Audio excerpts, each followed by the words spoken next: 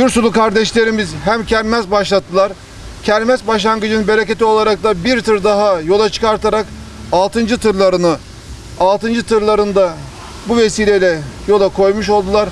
Gerek Gürs İHA'lı kardeşlerimizden, gerek Orhan Gazili kardeşlerimizden, gerekse tırlara yardım koyan tüm kardeşlerimizden Allah razı olsun diyoruz.